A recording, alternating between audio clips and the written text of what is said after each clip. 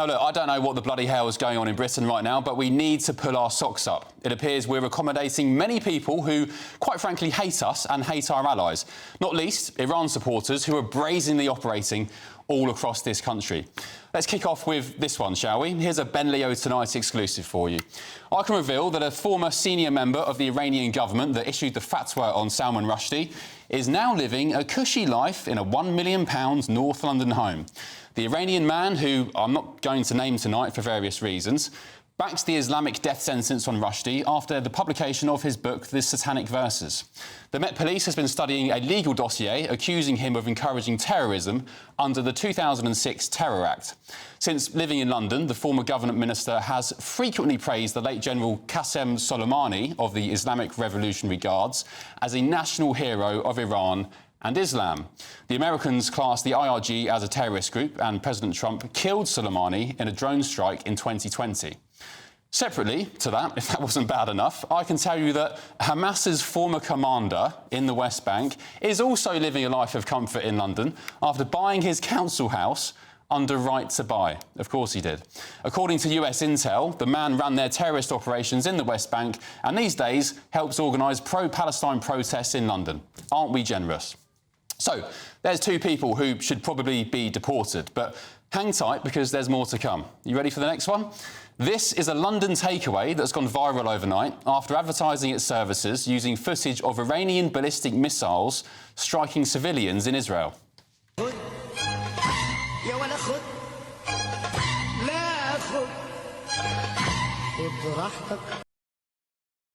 That was the Lebanese grill in Harlesden, North London. The food looks all right, but I'm not quite sure about the missiles. Then we had this situation outside the Iranian embassy in London yesterday.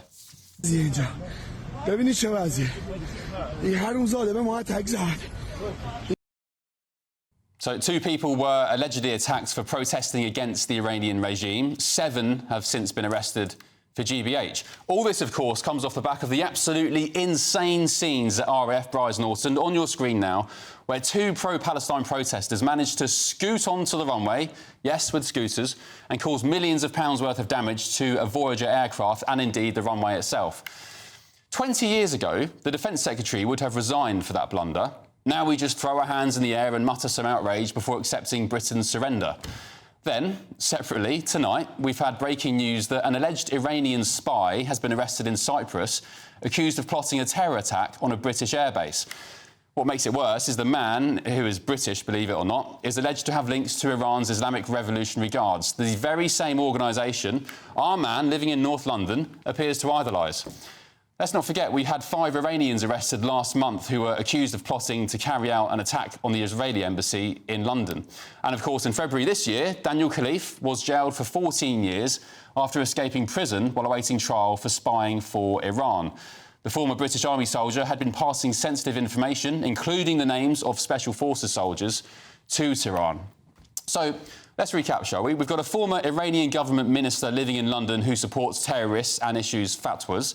A former Hamas terror chief living in London. London takeaways advertising kebabs using footage of Iranian missiles on Israel. British soldiers spying for Iran. Iranian terror plots against British military bases foiled. Iranians nicked for an alleged plot to attack the Israeli embassy in London. Palestine protesters destroying aircraft at RAF bases. Oh, and breaking tonight, GB News can reveal more than 1,000 small boat migrants have crossed the English Channel illegally in less than 48 hours. Yes, more than 1,000. 400 arrived in Dover yesterday on rubber dinghies, and there was close to 600 today. That's more than 18,000 now for the year. Very good. What's been happening to our country takes the absolute biscuit. We need to buck up our ideas fast before it's too late. Using the internet without a VPN, a virtual private network, is a bit like taking to the road without car insurance. All it takes is one unlucky moment to cost you a lot of cash. This video's sponsor is Private Internet Access. They are the VPN to help keep you safe. Click the link in the description below to find out why over 30 million people have downloaded PIA to protect themselves online. A virtual private network is an app that hides your IP address and helps keep your data private. When you're browsing the internet at home, you give up a large amount of data to businesses, to shops, and indeed to social media giants too. Hackers have the ability to steal your personal data with ease, including sensitive information such as passwords, keystrokes, and even your personal photos. Private internet access helps protect your personal data by encrypting your internet connection to keep your data out of the hands of cyber criminals. And it's not just hackers either to be concerned about. Information can be censored too. When Canada passed their C-18 bill, social media giants decided to ban news content on their platforms. But PIA can protect your ability to consume the news and content you love. Private internet access is available for Windows users, Mac OS, Android, Linux, iOS, and you can use one PIA subscription to protect an unlimited amount of devices. And we've got a huge GB News discount for you too. Click the link in this video's description and you'll get a massive 83% off PIA. That's under £2 a month, the price of a coffee, and you'll get an extra 4 months completely free on top. Also, there's a 30-day money-back guarantee too. Visit piavpn.com/GB News to start protecting yourself digitally today. Let's get the thoughts now of my panel, the former Scotland Yard detective Peter Bleksley, the former Labour Special Advisor Paul Richards, and the journalist and broadcaster Linda Jubilee. Welcome along, panel. Peter Bleksley, I'll start with you. What the bloody hell is going on in Britain? Should we go for a lamb bomber afterwards? Or maybe a chicken shish? Who knows? Anyway, right, I'll tell you what's been happening in this country. For the last 3 decades or more, the progressives have been in charge. You know that fluffy, wokely, intolerant lot who rule so much of the civil service, HR departments and the such like, and have infected every part of public life. They've been in charge. That's why this country has dropped the ball massively through successive governments, because intolerant progressives have ruled the roost. And that's why we've got to this pathetic situation where an RAF base can be breached by people wanting to damage aeroplanes, and so much more of what you've mentioned tonight. Yeah. Somebody has got to get a grip. We need a leader, we need a government that is absolutely going to get a grip on what is so wrong with our country and drag it back, kicking and screaming, and to being the once great nation that it was. Linda, is it salvageable? Is it darkest before the dawn? Is there still a future, a bright future to be salvaged? Well, it's funny you should use that expression, it's the darkest hour is just before dawn, because what worries me, and this brings into sharp focus what is going on geopolitically between Iran and Israel, is that we can't expect that situation to have no repercussions as far as we are concerned here, or indeed our military bases abroad. We're now on such a precipice with that conflagration in the Middle East that the situation we're looking at now really needs addressing, because it can only get a great deal worse. We already know that 2 B-2 bombers took off late this afternoon from Missouri, heading for Guam. B-52s, B-52s, and then go straight to Diego Garcia to position themselves ready for the conflict. So I think this is a very, very worrying situation. And by the way, can I just say on those B-52s heading to Diego Garcia, the current situation is such a joke because of Keir Starmer's deal, Paul Richards. The US have to inform the British that B-52s are heading to Diego Garcia. We then have to inform Mauritius that American B-52s are heading to Diego Garcia, who are, of course, linked closely to China and Iran. What a joke.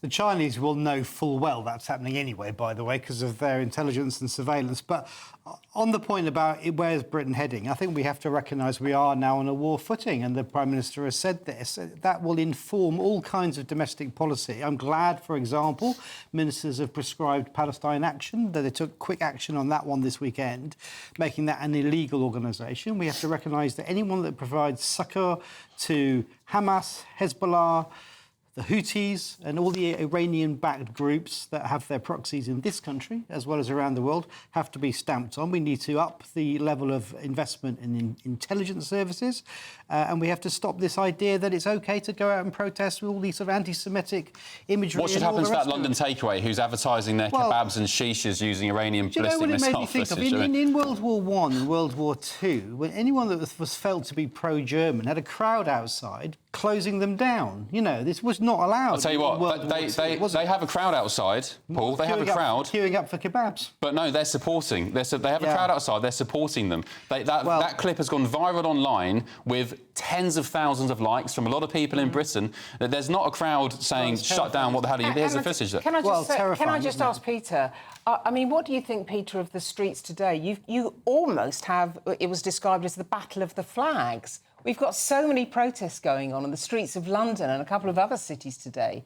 We've got pro-Palestine marches, we've got Israeli marches, we've got pro-Iranian marches. I mean, what do we do about that? Well, shamefully, the Metropolitan Police has appeased so many of these pro-Palestinian marches when people have walked along issuing their disgusting anti-Semitic chants, carrying flags and banners that should have led immediately to their arrest. But the cowardly Metropolitan Police chose not to do so. And what happens when you appease people? You empower them. Embolden them. And that's what's happened. This is all a result of the progressives. The progressives run the civil service. The progressives, the pathetic progressives, run the Metropolitan Police. Who is going to get a grip as this country slides inexorably into an abyss? Absolutely. And just going back to Brize Norton, one of the big problems there is that the RAF regiment, whose job it is to protect our air bases, has been denuded and cut back. A lot of these bases are now defended by private security firms. And I don't know what they're doing. Someone needs to resign for that. Well, someone needs to resign. John Healey needs to resign. Somebody needs to fall on their sword for that. That is an absolute joke. That is the epitome of a country on its knees. You've got two vandals, or, I mean, they should be classed as terrorists. By the way, they should be shot on sight. If that was Moscow, or if that was America, if that was Area 51 in Nevada, they would be shot on sight. This is the problem, though. The private security guards are not the RAF regiment, and they can't shoot people on sight because they are private... The private security guards probably aren't even from this country, let me tell you that. Look at the security guards at Asylum Hotel. It's endemic of the progressives, whereby people who supervise or manage people are afraid to say, do this, please, and do it properly, do it now. Oh, I think I'll go to a tribunal, you're bullying me. This is a progressive nonsense that has ruled the roost for 3 decades or so, and this is coming home to roost. Just a very quick point there. Your intro there, for the news script, said these are stunts by Palestine Action. They're not stunts, they are sabotage. Yes. And they are people who are... Well, Keir Starmer called it vandalism today. Well, I think that was the wrong word too. I think he couldn't even name them. I think it is sabotage, and they should be treated like that. He called it vandalism, and he couldn't even name the group. He said he just called them vandals. You've destroyed millions of pounds worth of void. No, you know why he's called it vandalism? Because he doesn't want it classified as a terrorism offence. Right. They are enemies. They are enemies of the state. These people. Not so long ago, the RAF used to have its own police service with many dog handlers who would patrol bases and would prevent this kind of stuff. They've been cut by successive governments. In simple terms, what do you think Keir Starmer can do now to get on top of the situation? Well, straight away, by prescribing Palestine Action, then he can send the police in to disrupt their activities, to arrest their leaders, to smash up their headquarters in London and disrupt their activities. And someone from the RAF should be sacked as well. Just finally, before we move on, what do you make of the revelations tonight that I've brought you, that there's a former Iranian senior minister, I know his name, I know where he lives, I'm not going to name him just yet, who lives in North London. He backs the call for the fatwa on Salman Rushdie. Salman Rushdie, of course, escaped with his life after being attacked some years ago. And he also praised the IRG, which the US considers a terrorist group. This guy lives in a £1 million house in North London. And separately, just to remind you, we've got a Hamas commander who ran their terrorist operations in the West Bank, living in a council house in North London, which he's since been allowed to buy under right to buy. It was the Iranian Revolutionary Guard that were responsible for the last upsurge internally in Iran. Yeah. Do you remember when the young woman... Masha Asimi had her headscarf pulled back and showed her hair, and she was tortured to death in an Iranian prison cell. Yeah. I mean... What should happen to these guys living in London? Counter-terrorism police should be queuing up to slap the handcuffs on. Yeah, well, they're not. They're just not. They're allowed to walk freely through leafy North London and carry on with their day and go shopping at Aldi. Well, they are under surveillance, though, aren't they? I mean, the fact... I don't know, are they? Well, they will be, won't they? Let's face it. But the IRG should be prescribed as well, actually, by the way. They are terrorists. That should be next. OK, well, there we go. Sorry to be the bearer of bad news, but, yeah, I mean, that's the current situation. I just think that the RAF situation at Brize Norton, for me, was just the tip of the iceberg, and it is something that really wound me up. How can that happen in this country? And even worse, as I said, how can nobody fall on their sword for it. We need a resignation, we need someone to be fired. But again, we just throw our hands in the air, we talk about it for a moment and mutter and say, oh, what an outrage, and then we move on to something else. Oh, lessons will be learned. Yeah, exactly.